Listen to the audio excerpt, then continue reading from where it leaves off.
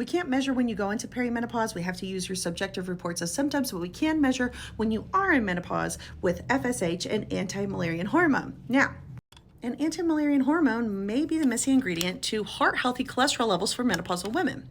And this is interesting because the North American Menopause Society will not come out and say hormone replacement therapy should be given to all women to be protective for your heart health.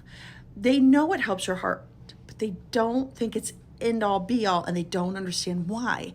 And this is talking about the antimullerian hormone could be the reason the estrogen isn't everything this is. So here we go.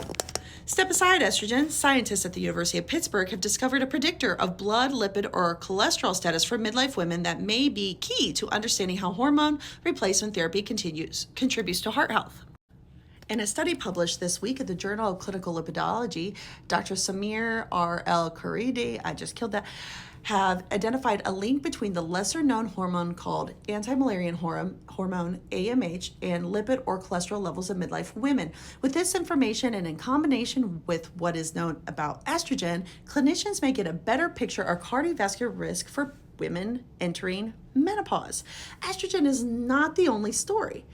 So we are now getting more information about other markers that could play an important role and could more precisely and consistently tell women where they are in relationship to their menopause transition. Throughout that period before, during, and after menopause, also known as the menopause transition, midlife women are at a heightened risk for cardiovascular disease, which changes their lipid levels, such as a sharp increase in LDL or bad cholesterol. Hey, welcome, because that's what's happened to me. And when I found out my cholesterol was because my hormones, my mind was blown. And the only reason I found out about it is I'm writing a book about the science of wellness and women's health, and I was blown away. I'm also studying for the North American Menopause Society practitioner exam, not to write hormones, so that I could spew information to women nonstop so I can educate y'all. So I'm taking one for the team right now.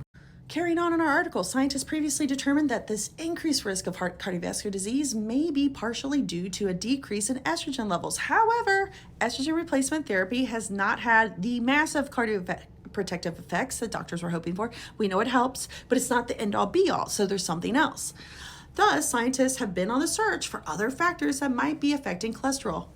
Welcome, AMH, to the party. It is a hormone that is most well studied as an important factor for determining the gender of a fetus in utero. Recently, however, AMH was found to have a strong and reliable connection to the timing of the menopause transition, and new technology is making it increasingly easy and cost-effective to monitor. AMH can be used to measure how long your ovaries can keep producing eggs. The more eggs that are there, the higher the AMH. The fewer eggs, the lower level of AMH. And when the levels become very low, we can use it to predict menopause. So AMH is something to watch for. And if you wonder if you're in perimenopause, menopause, where are you? You can have your FSH and your AMH checked in your blood work.